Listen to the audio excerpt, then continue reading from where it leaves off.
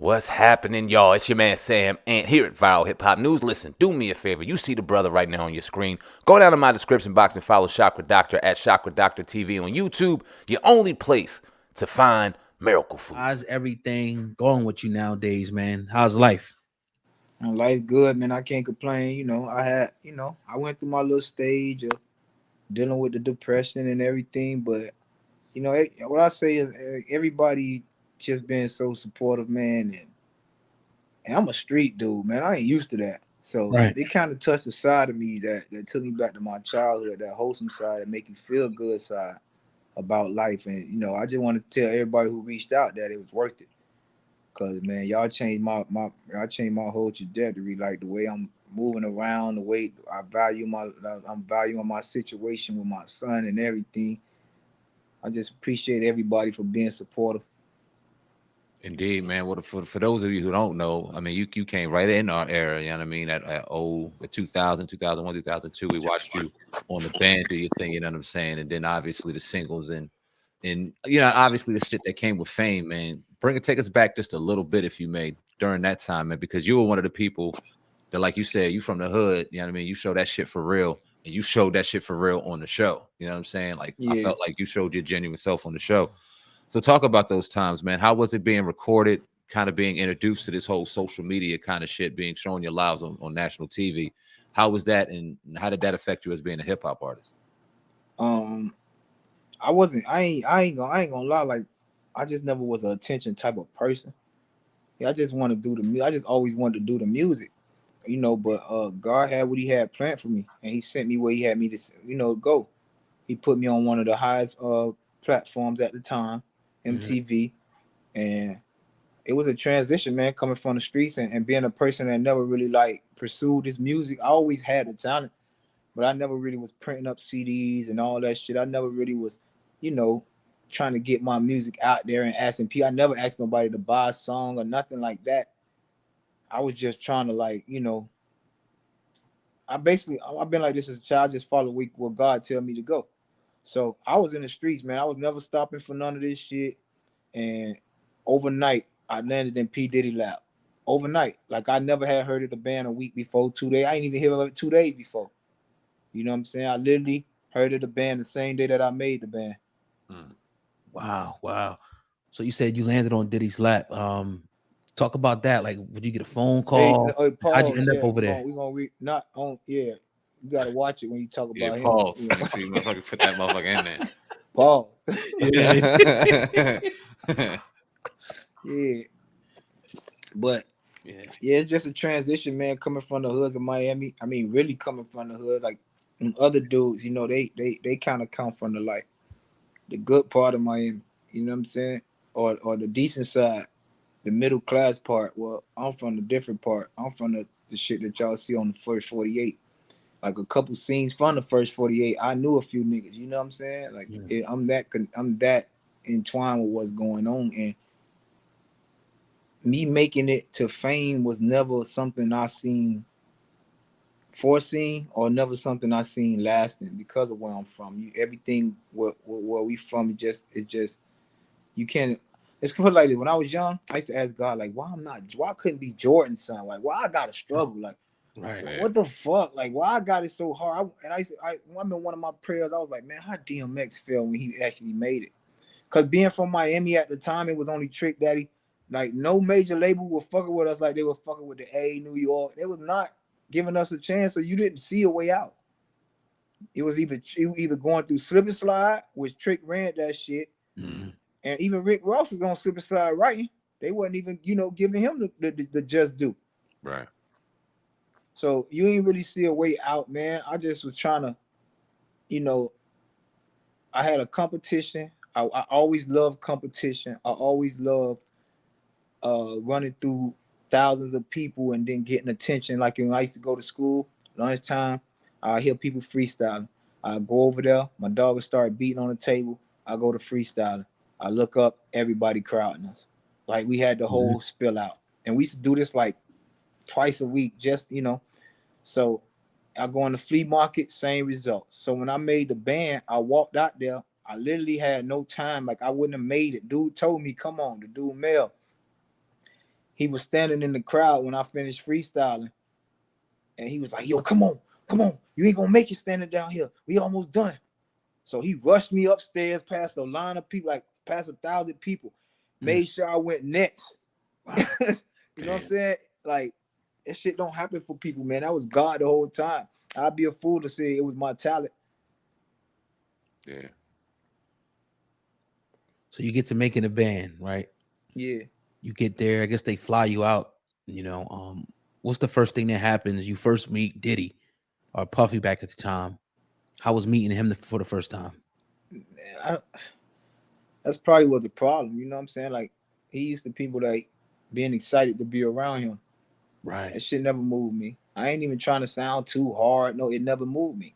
I was moved when I met Denzel. I was moved when I met Patti LaBelle, people that meant something to my auntie, but celebrity never moved me. It never did nothing for me. I was moved when I met Jay-Z because he was actually somebody I bumped. Mm-hmm. You get what I'm saying? Puffy to me at the time, it was an opportunity. And it was like walking on eggshells because you don't want to fuck it up. I don't even want to be around you too long and say the wrong word. You know, I'm just trying to get it done, get it signed, get it official. You know what I mean? Then I'll start partying and hanging with you and all that. But before that, I was like, yo, I ain't trying to hang around them. I don't want them to hear too much, see too much. I don't want to be around them too long. You get what I'm saying? Yeah. You ever had like a boss that walk in the room and you just can't wait till they leave? Right. Yeah, like you fake smiling and fake laughing till they leave. Yeah, that's what it was, like his situation. So was it that intense all the time? Because I'm sure there was a lot of stuff that probably didn't make the cut. So was it just for the cameras? It was like that all the time. Yeah, pretty much. It was a different vibe for me, man. I don't know what everybody else was experiencing because, like I say, these people actually, you know, they knew about the band before the band actually came to the town. You know what I'm saying? Mm-hmm. They was printing CDs. They was printing flyers. They was trying to make it before this. I wasn't doing that, so I didn't have a different vibe. I was making $100 a day selling dope at the time, which was a lot of money to me. You get what I'm saying? When I went to the band, it was $4,300. I had $4,300 on me.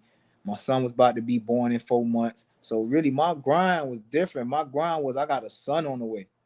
Fuck all this shit that's going on. Is this shit gonna pay me? If it ain't gonna pay me, send me back home because I need to get back to my money. And even when I made the band, I was not gonna go down there. My dog paid me. He was like, yo, I'll give you $100 to go down there, bro, and just try it. So he paid me to leave the block because he know I wasn't gonna leave my money. Mm-hmm. You know what I'm saying? I'm like, man, fuck that. Because you know, when you hear a competition, bro, you're not finna think you can win no shit. You're not finna take your time out and actually you go down there in the spirit of the moment. I went down there, my dog paid me, the car cut off. We had to leave the car at the gas station. We walked to the thing. You know what I'm saying? And it just happened like that. So obviously how we saw it on TV may have been very different than how it was in real life. One of the situations that we all remember is the whole walk into, I think it was Junior's to go grab cheesecake. And you being how you are, how did you take that on camera? And how did you take that off camera with people constantly talking about that? Oh, man, you can see it on camera. Because even when we was in the thing, I'm like, dude, like, hey, Freddy. So, they was telling us to go get him and D. Angelelli a piece of cheesecake. I looked at the nigga, I say, then when the nigga must have knew I was different. So everybody like walked off. I was looking like, this bitch can't be talking to me. Like, I'm like, this really was my vibe. Like, this nigga crazy. You got me fucked up. So they was like, yo, Frederick, you ain't gonna get me and my man's a piece of cheesecake? I'm like, boy, I'll go get you a piece because you changing a nigga life, but I ain't getting that nigga shit. And I walked out just like that. Like, I said, I ain't getting that nigga shit. They both started laughing. And I was saying it with a serious face, like, fuck your homeboy. Like, I mean, I look like a fucking slave. I'm like, you gotta understand, I'm coming from a spot where I'm in the hood and I got a bunch of people that move when I say I'm not the dude that's in the hood taking orders. I'm in my hood body, like, God forgive me, you know what I'm saying? I'm doing my work. I'm doing all the big homie shit. I'm taking traps. I'm doing all the big homie shit. So I'm slinging. We was in gunplay maybe fucking since we were 14 years old. Mm-hmm. So we was actually living this lifestyle. So when I went to that shit, It's like, nigga, who was you talking to? Right. You get what I'm saying? He didn't understand what he was dealing with at the time. Like, bro, you dealing with the biggest. I'm not the little nigga. I'm not, you know what I'm saying? Like, I never ran around my hood. I run my hood. And it was just a disrespectful thing to be. I'm like, bro, but it was more like people ain't understand the way they was putting as if one didn't do it, you all won't get it. You know what I'm saying? So it was like, is you for your team or not? So a lot of shit, I was just like, yo, I'm gonna do it for y'all. And that's what happened with the little clip where they said, Fred, come on. I was like, fuck this nigga. I've been said fuck him on camera. He you know what I'm saying? Ain't like I'm doing nothing new. I ain't trying to sound big and bad like some goofy. I've been on this. I've been saying fuck him. I've been knew he was a goofy. I've been not having respect for nothing he had going on. You get what I'm saying? And I knew he was trying us like suckers. I'm like, what the fuck does this got to do with music? Mm-hmm. The nigga had us, man, the people don't understand, man. We had to stay up all night learning Biggie lyrics, which I understood that. And we got to walk around Manhattan 6 a.m. screaming Biggie lyrics loud. Never understood that. We had to wash switch beats, wash car. We had to do a lot of fucking shit that was basically like, no matter what you do in life, how successful you be, I'm going to always have this over you type shit. Damn, yeah, that's a fact. Did you ever feel like it was a real opportunity for you guys to make it in music, or did you feel like it was more so just for Diddy to get off a reality show? I feel like we make it in music. People understand, like, you know, there's a lot of talent out there. Even King Los, all the people I seen King Los made it. King Los was out there with us. You know what I'm saying? That's why Bad Boy even fucked with him later on down the line, because King Los was out there with us. So it was a thing about the talent for me. And for some people was personality and some people was music. You know what I mean? Some people was good for TV and some people was, you know, music. And when we got ready to depart, he kind of explained that to me, that I was there for music. You know, forget all the antics and everything. He was basically saying, like, I'm only doing this shit to help you sell records, to help y'all sell records. We got to sell records when these cameras leave. These cameras ain't gonna always be around. It's free promotion. Woo, woo, woo, woo, woo. So he was explaining that to me because of my attitude toward everything they had us doing. And he was like, yo, you got to stop snapping so much. He finally had him like, yo, come here. And broke it down to me about what the whole TV thing was about. And he was like, yo, this shit got to sell records. I need you to stay out of trouble, man. I'm going to have you're going to be a solo artist. I need you to keep Babs and Ness out of trouble. That's going to be my Bonnie and Clyde of the East Coast. He was like, I don't care if Sarah go back to Detroit and her husband pimp her, all kind of, God forgive me. That's my group member, but this is the nigga word. And he's like, I don't give a fuck about no Chopper. I don't care nothing about no, you think I give a fuck about Dylon? He's like, man, this shit, he was like, when this shit all said and done, you three got to sell records. Y'all still going to be Bad Boy. Woo, woo, woo, woo. And just hearing like the way he, you know, he was talking about people that I love, I'm like, yo, this nigga, wow, man, I can't be fucking with this nigga. See, he got to understand, I come from loyalty. I come from, you know, the streets where loyalty is important. I'm not like them other people. You can't purchase me. I'm not, your money don't fascinate me. I don't even hang in clubs. I'm the nigga that's in the parking lot with a stick. Way before I met this guy. This is who I always been. I always been the shooter. I always been the one in the parking lot waiting on my niggas to come out to make sure they safe. I never wanted to party. So some people was excited about this, but this to me was bringing light to a face of shit. I had done a lot of dirt. When I went back home, I was terrified because it's like people can see me now and I can't see them. They can see me coming. All they got to do is, hey, Freddy P, let me get a CD and they can shoot me or something. I had done did shit. So it was like, I was terrified. I asked everybody when I went back home, I was vest up everywhere I go. I wore a vest down to my sleep down there because that's how I was living. So I was never appreciative of the fame and all that. I just wanted to be successful making music. I just wanted people to know that I had talent making music, bro. That's it. How was the contract breakdown? Obviously, you guys, you joined the band, you know what I mean? You come into the crib, you guys are starting to create your first album, which we had, and that shit was dope. And we start listening to it to this day, it probably brings back some nostalgia. But talk about the business side of it. How was the contract structured? And did you guys have any real say from a negotiation standpoint on? It was a you take it or leave it. Because it was more of a situation. Imagine going to the 12th grade and you done did all the hard work to get to the 12th grade. Now you gonna say you quit? Yeah. You can't quit now. You done did all the hard work. You done did all the sucker shit. You done went through all the pain.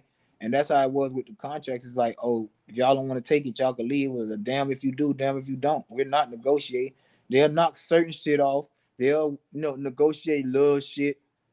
You know what I'm saying? But anything major changes, they was not giving up anything. They was not. It was like, y'all don't want it, go home. You heard the nigga. He said it. He came downstairs. If y'all don't want to walk, get to stepping. Don't do it right here. Don't talk about it. Be about it. I walked off. When that shit was over, that man walked down the street with his crew, and I was coming back. As he walked off, I was coming back because he hadn't talked that shit about. If y'all don't want to walk for the cheesecake, get the fuck from around. Like, he was talking his shit. Mm-hmm.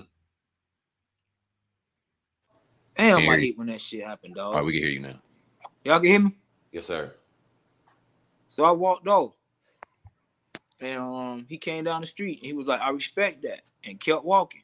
You get what I'm saying? Because everybody else was down there pleading and with all that. I'm like, bro, you told me that, like, it is what it is. Shit, nigga, I don't got to be here. I can go back to selling dope. My thing was, let me know what it's going to be so I could go back. Even when I swear to God, when I got my first check, I ain't get dropped off home. I got dropped off in the trap. My niggas told me, yo, what the fuck is you doing? You on TV. Man, fuck that. Watch that back door. Burger King, because that's what we used to call the police when they was in the area. So I'm like, watch that back door. Woo, woo, woo, woo. I'm back to running the trap. As soon as I got out, I'm sitting on, I got $11,000, $12,000 check in my pocket, and I'm sitting on the LTD calling shots. I ain't even had them went home yet because it's what I knew and what I was used to. You get what I'm saying? I'm like, this little money ain't finna do shit to me. I'm finna put this shit up. We finna keep going. Woo, woo, woo, woo, woo. My niggas is like, yo, what the fuck is you doing? I'm like, nigga, I'm doing what I know. So, his thing with me is he couldn't hurt me. He wanted to, but he couldn't hurt me. So even when he returned back, when me and him fell out and he returned to Miami, I knew his plan. He was gonna get, somebody. He went to Cali. They got Cali all them deals. Cali opened the doors for Miami artists because these niggas been trying to rap. These niggas been putting up posters. I was in the studio with the Rick Rosses. These niggas been had all their little campaign going. It used to be like a bunch of Miami independent labels running around battling each other, but it wasn't no Universal, wasn't no Atlanta, wasn't nobody coming to get no deals out. It wasn't no nigga. The only thing they was respecting us for was Trick Daddy. I mean, not Trick Daddy, but Luke music. Booty shit ain't like, you know what I mean? Music niggas can dance too. You know what I'm saying? Only thing had done broke through was Trick Daddy with You Don't Know Nam and Thug Holiday. When I went to New York, we was Bammers. You know what I'm saying? They was not taking no Florida niggas serious in no rap. But when niggas learned very fast that Florida niggas was different once I got on that camera. You're like, who this young nigga is? This nigga serious. He's a real nigga. Like we all know real niggas when we step in the room. You know who the steppers is. They can't fake it. Mm-hmm. Man. So it was a thing where, he had a different respect for me than he had for my group. Right. Now, you said you had $11,000. Is that what you guys got paid Hold on, per man. episode? I got to leave and come back out, man. Somebody called my phone and they done fucked up the volume. All right. Bet. You know what he doing, though, man. We got Freddy P on the Hip Hop Essential Podcast, man, dropping these jewels. Definitely appreciate it. This is our second band member we had on, man. This is why we do what we do. We had Ness on. Shout out to Ness. Man, definitely, man.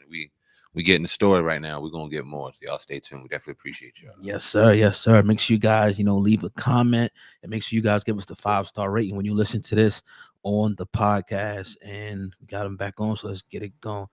Yeah, we back on. Good, you can hear us? Yeah, my bad, fellas. Somebody called the phone. That should be knocking off the audio. My cousin called. No, you gravy, brother. You straight. I was actually, I don't know if you heard a part of the question before we got off. Right. How much did you guys make? Did you make $11,000 per show?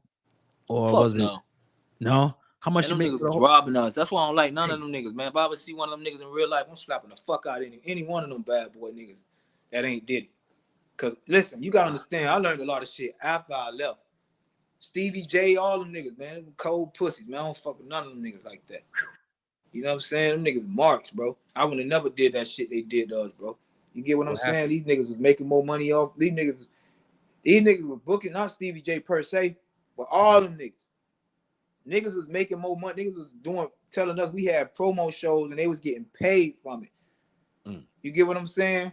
They got us flying around the city. They getting paid off for telling us we got promo and they getting paid from it. And they was booking shows for like 70, 80 bands, breaking down 20 bands with 6 people and shit, keeping the rest. It was just a lot of, and they did that shit more than once. So niggas was just raping us all around the corner. We had the money, The fame was there. Now the one thing they couldn't take away was the fame, because we had the #1 show 3 seasons in a row. #2 at 1. We were behind the Osbournes. We was at when we had the fight. I think they told us we did 16.3 million viewers or something like that. So we had the #1 show like worldwide, at not worldwide, but I'm saying worldwide on MTV. Like we had the #1 show on MTV for a while. And everybody know, man, when you renew a season, you get more money. Mm-hmm.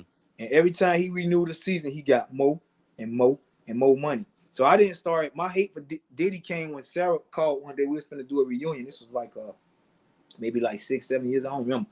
Don't quote me on that. Mm-hmm. But a couple years ago, and she said, "Yo," she sent the contracts in the group chat of how much he made. This nigga made over $43 million on the second season alone. I was like, "What the fuck out of here?"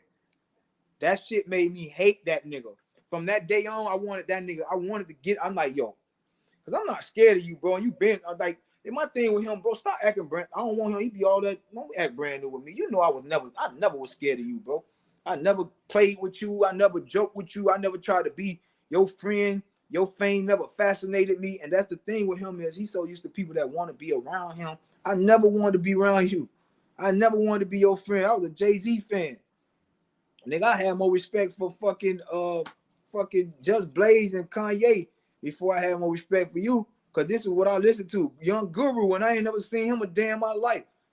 You get what I'm saying? So I was never, I was a Tupac fanatic. You gotta understand, Tupac started me rapping. Dear Mama is the reason I even rap. When I learned that you could bring life to a beat.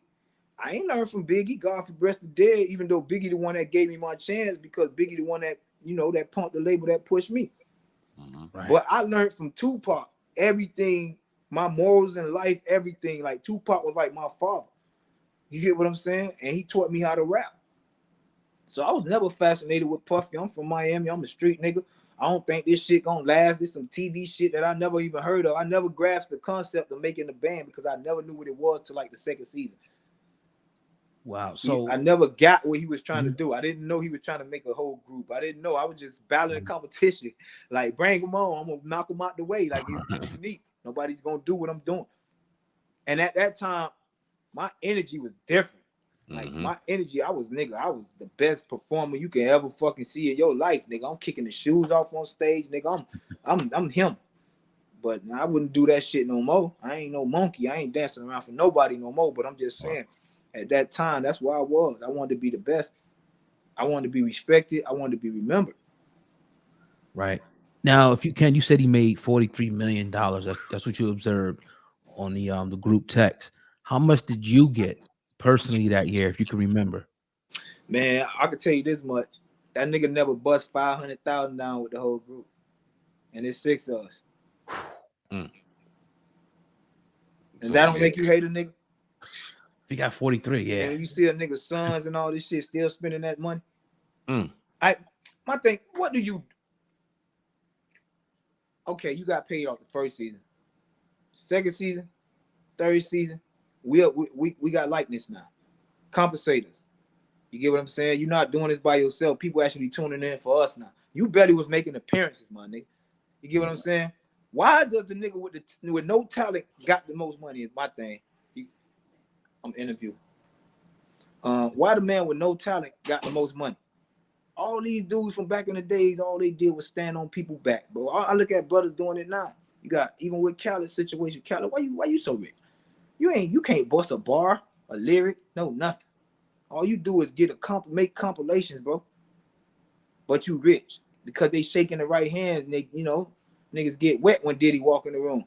Shit ain't never fascinated me like that.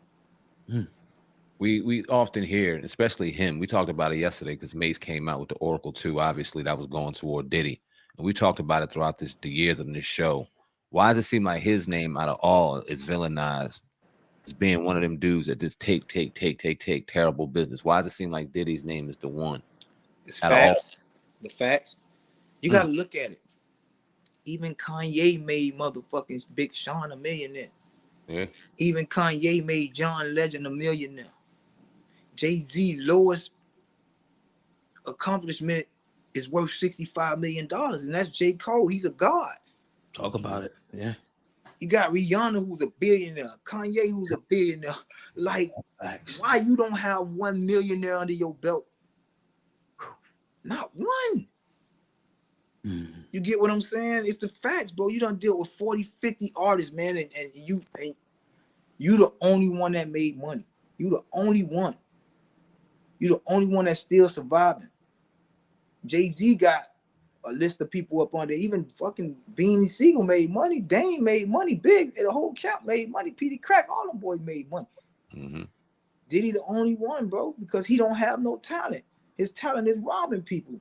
His talent is picking out the best store. I can tell you now, he from Mount Vernon. So he can hear some shit that say, damn, you went through that? Boy, put that shit on track. Sell it to the people because of his face. And you know, he the gatekeeper. Back then, everybody wanted to be down with Diddy. So if you seen with Diddy, you was the next to blow. All you had to do was walk on stage with Diddy and you was the next to blow. That was like a method for blowing up back in the days because, you know, we ain't have many outlets back then. You know what I'm saying? So Puff Daddy was a lot of people outlet. He was our god in music. You get what I'm saying? So he ate off that. He ate off having resources. He ate off being the one that can walk you through the dope. You don't have no talent though. Why are you richer than the talent? Because you robbed the talent. Why your son got Mace motherfucking publishing? This shit don't make no fucking sense. Why your mama got our publishing? This shit don't make no sense. Why my son ain't got it? You get what I'm saying? Like, it's just evident, like, he's the only one that practiced bad business, and that's why that nigga can't touch a bill. Because he can't touch $1 billion, because it's going to be hard to get the next 100 million. The world don't need you no more.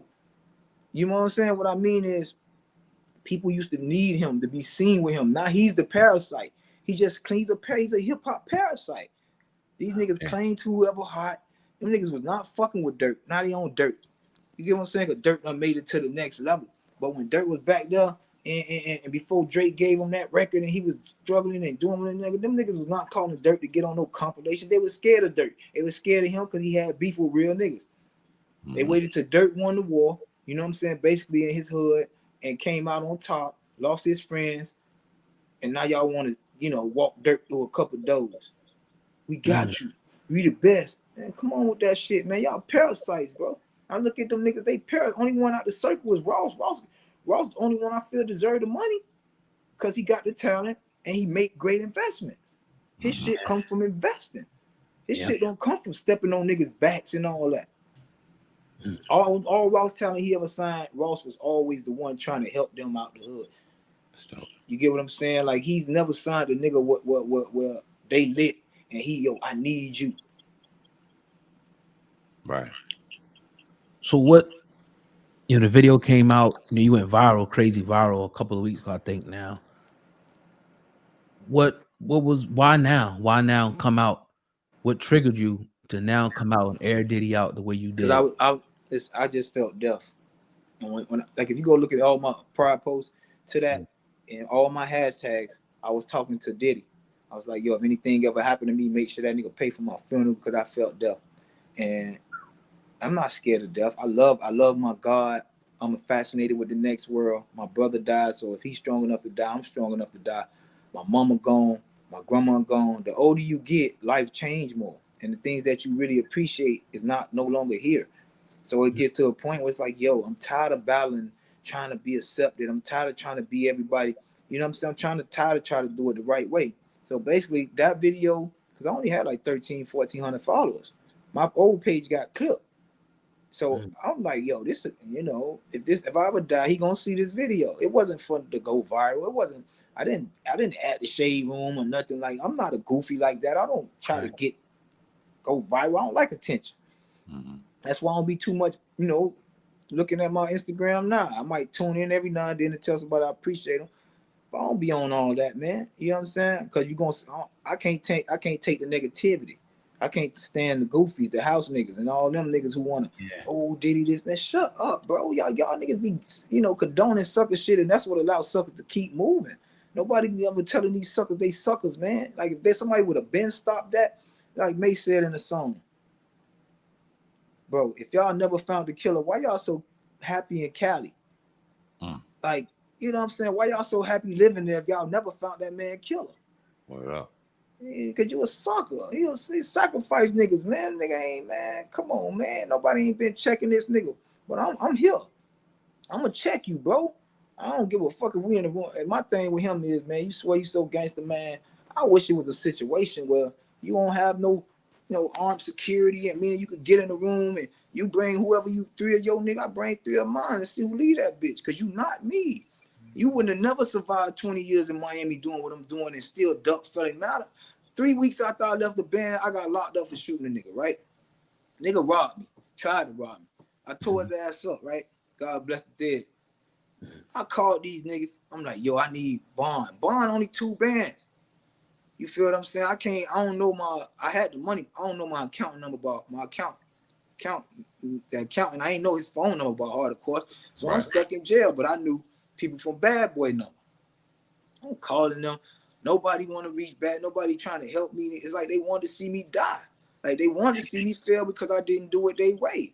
So I'm like, all right, fuck these niggas. You know what I'm saying? So when I got out, it was a fuck them niggas vibe forever. You know what I'm saying? Like, I don't like the nigga. You know what I'm saying? Like, I'm tired of him pretending all this. When I look at all these niggas is actors. That's all they is. They great actors. That's it. They great actors. I know you scared of Suge. I know you scared. It took you a long time to get comfortable in LA. This is what I know, though. Mm-hmm. You know what I'm saying? I got out my contract first for a reason. I was around real gangsters. I ain't wait like everybody else had to wait 4-5 years. Nigga, I got out my contract in that first year, a couple months, because I was around real steppers who was trying to put money behind me. And he knew, like, okay, you fuck with such, yeah, and they fuck with such. Nigga, I had a nigga like Jimmy Henchman making calls for me that never even shook my hand at the time. You know what I'm saying? Like, yo, my niggas trying to fuck with such. Whoa. You gotta let him go. I was out my contract quick, man. Puffy know, man, I play with real gangsters. I really live this life. I'm not trying to fairy tale of anything. I'm trying to stay away and duck indictments from it, you know? I'm really trying to live out here. I ain't like these guys who want to put everything on camera and all that. But what I noticed was when I made that declaration on camera, bro, I've been feeling better. Okay. I didn't know what was wrong with me, but I was contemplating suicide. I'm a person that I call my baby mama crying. Like, yo, I don't know what's going on with me. She never heard me cry except for when my brother died. Like, I'm telling you, I'm that strong. My son never seen me cry except for when my brother died. Mm-hmm. I laugh at, people because I'm in the streets. And I just got to a point, like, I don't know what's wrong with me. I just kept picturing, I'm in the house one day, and I just kept picturing, like, loading my stick and putting that bitch in the bottom of my head, blowing my shit off. Man. And I just kept picturing it. And the next day, it didn't happen again. So I get up, I got to walk around the block. I'm like having anxiety. Tell me what the fuck wrong with me. I couldn't even understand where these thoughts came from. I'm like, what the fuck is wrong with me, dog? And I went to praying. I'm like, God, man, if it's my time, come get me. I'm on my knees repenting for every sin, make sure in case I die that night that I can get accepted in heaven. And, I've been repenting for years, but I wanted to make sure that day I wanted to think about everything I ever done. Because some stories I can't remember. That's why I say when I die, you're going to hear the truth about me. Because some shit I can't remember. I done did so much shit. I got people right now that be telling me stories. Remember we did this? I be like, oh shit. You know what I'm saying? Because I was young and didn't give a fuck. I wanted to die all them years. It was me against the world because I feel like he left me. He put me in a situation where I got to do this. I go get a job on being embarrassed. I can't stand on the corner and sell dope. So I got to be the boss. I got to take shit. I got to, you know what I'm saying? I'm really that. You know what I'm saying? I ran you out your spot. I got homies doing life behind us, taking traps and shit like that. We really was living like that. That's why I say in one of my posts, I'm like, bro, you can never survive how I survived for the last 20 years. You are not me. You've been rich. It's easy to be you. Anybody could be you for 20 years. Nobody couldn't be me for 20 years. You know what I mean? Niggas I done lost. How many people I done seen gone? How many rested pieces that done came and went since my time? You know what I'm saying? I'm like, bro, I've really been through some shit, bro, and people don't understand. Like, that shit make you not want to just be here no more. I didn't want to be here no more. I'm like, I hate this nigga. It's either me or him, gotta go. How you feel knowing, bro, that you can't, no matter what you do, you're not gonna win, bro? Like, I'm looking at Khaled. I'm watching all my peers. I'm watching Young Bird. all these niggas, young bro, you stay with me, but he ain't gonna follow me because he's so down and want to be down with Diddy ass nigga. You know what I'm saying? Them niggas get wet when Diddy come around. I watch these videos, niggas is little girls, man. You know what I'm saying? I don't got no respect for that. Niggas who used to walk up and tell me they love me, and how y'all love me.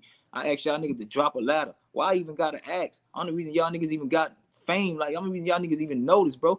Y'all niggas been rapping for 20 years before I came in this bitch. I came in that bitch, bro. Nobody even gave nobody in Miami a deal. Nobody ever gave Miami a deal. Nobody gave Miami a chance, bro.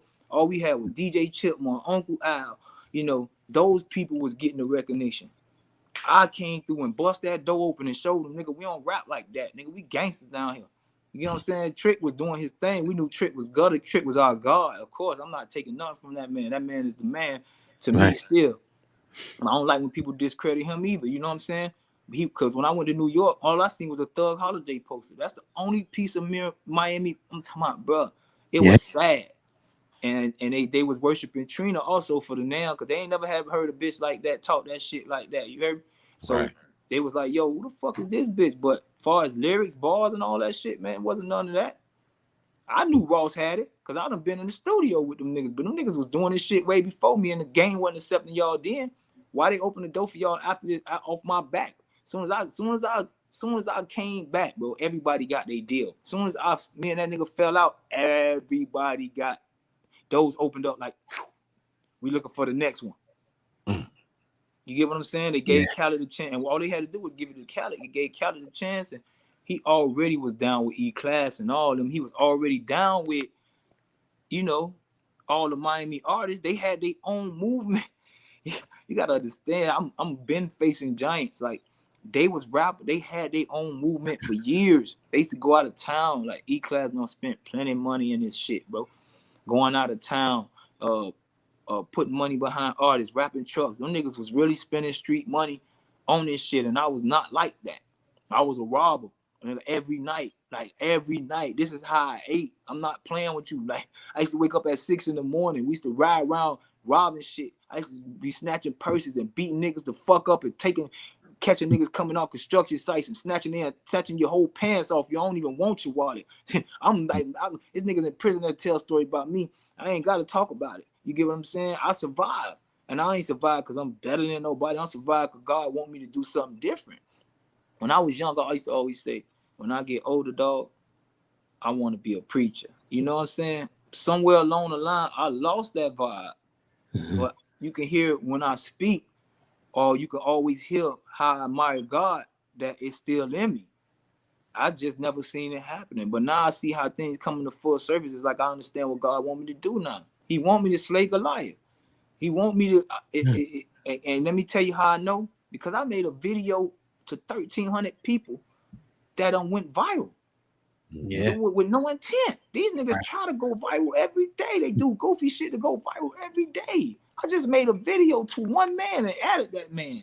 Like, in case anything ever happened to me, man, I want you to see this. If I die before you, I want you to see this, brother. What you did to me. You might have, it worked. You might gonna live your life, and because he thrive on seeing people not make it. I used to hear a story back in the day, right, when I first got with Bad Boy, about Mace. I don't know if it's true or not. And it was like Mace was trying to dodge him on about going on tour or something. And he walked up on Mace in the studio, because people was lying, like saying Mace wasn't there, but Mace was in the studio the whole time, I guess. This is a story going around. I don't know if it's true. Don't quote me on it. I'm just saying. Right. And it was like Mace was asleep in the studio. He walked up on Mace. And he's like, yo, Playboy, what's up? He was trying to get Mace to go on the tour, and Mace wasn't with the shits. So he was like, Playboy, what's up?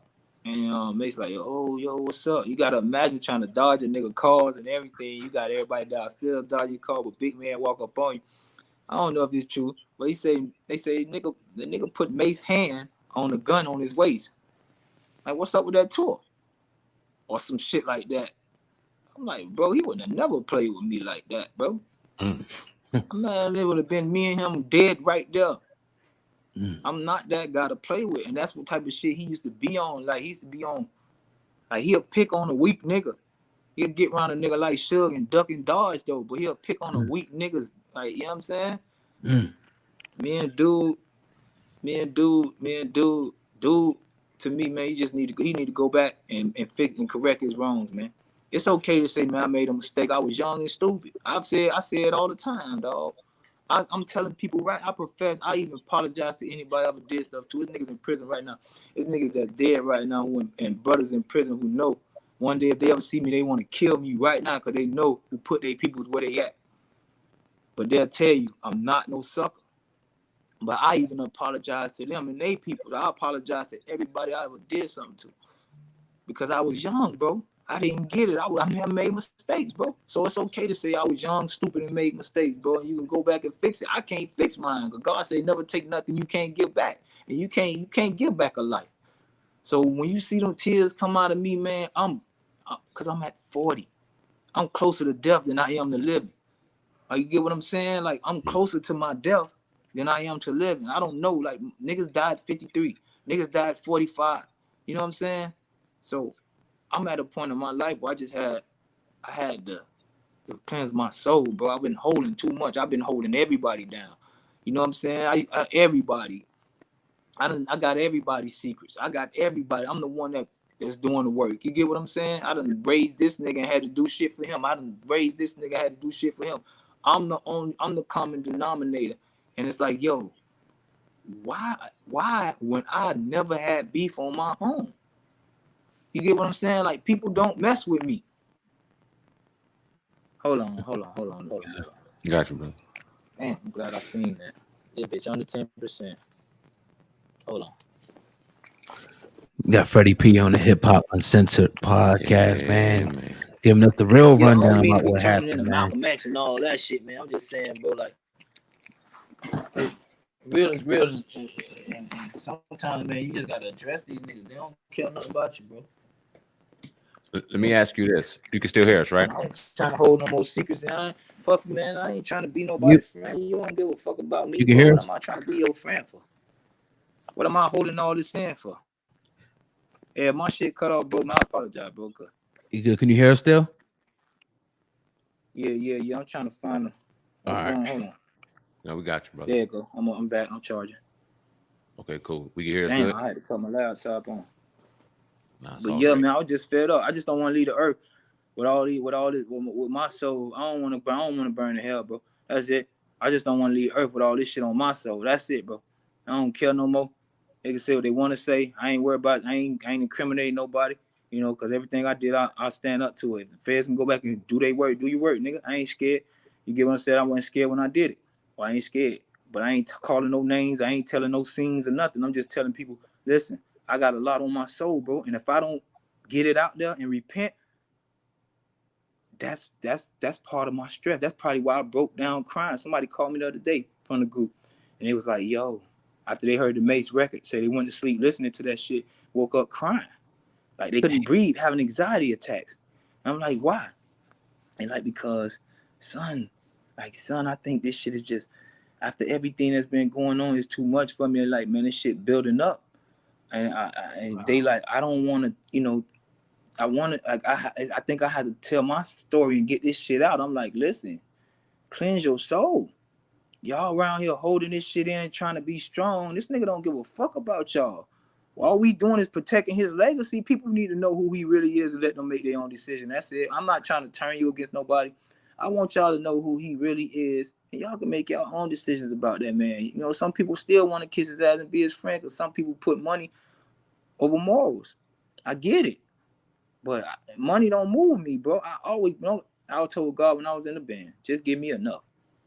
You know what I'm saying? Diddy could have gave me $200,000, man. He wouldn't have never heard. I don't give a fuck if you made $100 million off me, $200 million, $300 million. Stupid. All you had to do was make sure that I was compensated. Stupid. Because I came from nothing. So, you know what I'm saying? When you send me back to nothing, I got to take my money and buy dope and shit like that. I'm taking traps, man. Niggas like, yo, I'm taking traps from niggas who idolize me. I'm doing shit to people who looking at me like a rapper, like, yo, the fuck are you doing here? Like, you supposed to be doing something else with your life, and you down here causing pain. Mm-hmm. So that shit just overwhelming sometimes, man. It get to your heart. Cause I ain't from that. I'm from I'm raised by my grandma. You know what I'm saying? I'm raised by my grandma, and I'm a grandma's boy. Like, you get what I'm saying? Like, so me being a demon and all that don't fit me. I always slayed demons. I always went against the bully. I'm the quietest nigga in the class until you fuck with somebody that, like, you know what I'm saying? When I see people fight the one white boy in school, I'm taking up for him. I can't stand suckers. Suckers do sucker shit. Suckers pick on people. Suckers, you know what I'm saying? Mm-hmm. That ain't my forte. Let me ask you this, because obviously I was in the industry for the time I was, and we hear shit about the industry, and we've heard stories about Diddy in the industry in particular, and you said demonic, that kind of shit on that level, that conspiracy level. How real is some of that shit, man? How real is some of that Illuminati shit, that homosexual shit in hip hop? How real is some of that, if you can talk about it? Oh, I can't call it, but what I can say, because I've never seen, you know, I'm gonna be real with you, I've never seen it with my own eyes. But what I can say is, yeah, that second part, I'm a firm believer of that. You could tell in the, come on, man, you can't hide that shit, nigga's character. Look at Stevie J. You know what I'm saying? All that shit he just did on camera the other day, man. That's homosexual activity, man. You get what I'm saying? Like, any man that willing to take it, and this ain't got nothing to do against the homosexual community, because I respect the ones that, you know, they live up to their shit. They got more heart than these niggas. These niggas be hiding under cover and all that shit. These people really living this life and had to, you know, better the bad news and better the bad part of being a homosexual. But these niggas around here with the flogging and living under the cover, and yeah, man, I mean, it is what it is, man. It's hard to talk about that community because you don't hate the people you hate the ones that exploiting it. Yeah, exactly. Yeah, I believe they playing with each other. That's why I say them niggas get wet when them, you know what I'm saying? At some point, all of them had to put their pride to the side for that check. You heard me? Because I know them parties. I know how nigga hug you too long. I know how nigga get drunk and want to touch your leg and all that. I done had to check real gangsters playing drunk around me, touching my leg like, boy, you all right? But that's how they test you. You get what I'm saying? So I seen the movements of niggas, you know what I'm saying, who you think be gangster and all that, and you ride in the car, nigga touching your leg. Like, bro, what's wrong with you, bro? Like, you good? But you thinking you being a bro. Nigga might be too drunk. Then you'll see a nigga leg hand move again. They gonna give you an inch. They gonna try another inch. You know what I'm saying? So yeah, man, them niggas is fruity, man. Yo, man, I don't take it. You can look at him and tell he's fruity, man. Like, yeah. He that. I ain't never seen it for myself, but in my eyes, he that. You too in touch with your feminine side for me, bro.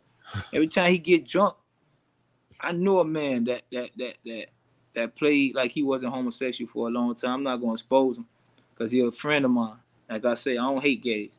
But I wish he wouldn't have pretended for so long, because I was around you, bro, and you got everybody else know what's going on, and I'm defending you. Like, nah, man, y'all got my dog fucked up. Every time I'm around this man, he tell me, you know, get this nigga out of our section, or get this, you know, he act like he don't like homosexuals and shit. Come to find out, you know, I found out the hard way.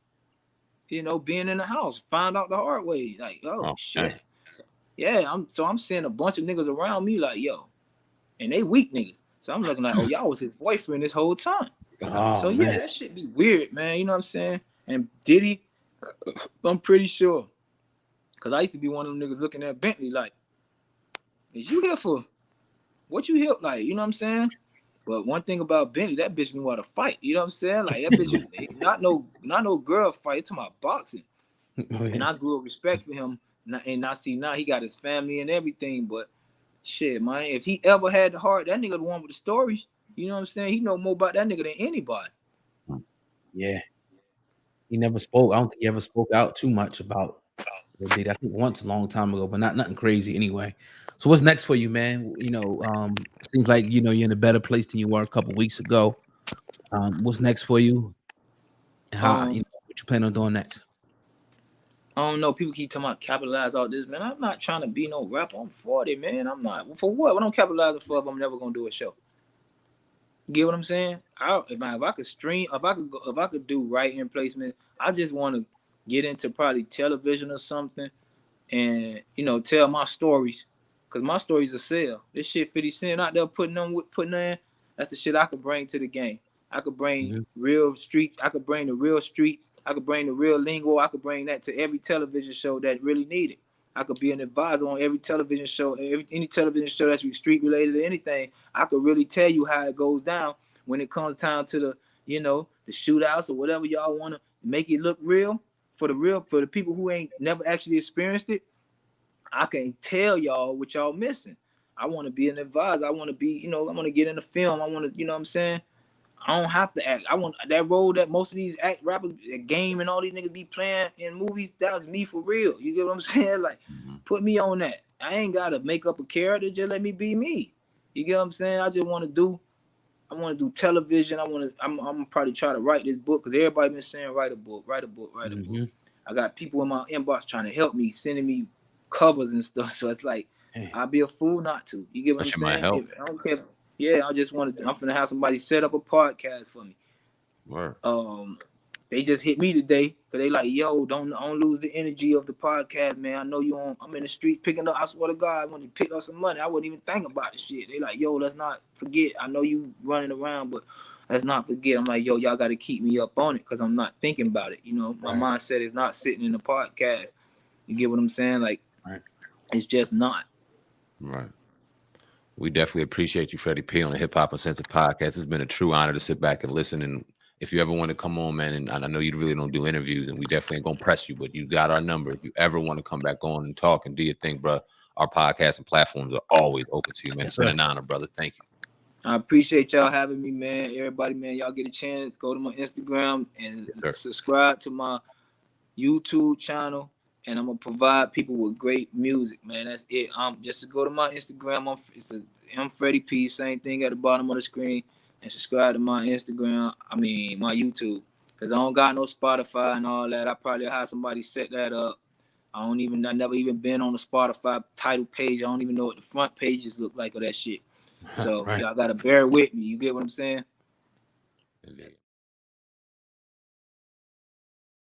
To introduce the show, when I sent this to Sam, asked, oh God, that nigga said, oh God, you the man, Cass. I spit white like a clan mask, and I'm a hustler. I could stand out on the beach and sell sandbags. Some things can't last, but this ain't just a podcast. This is Sam Ant and Oh Godcast. Hip hop uncensored is the vibe, so subscribe. Hip hop uncensored is the vibe, so subscribe.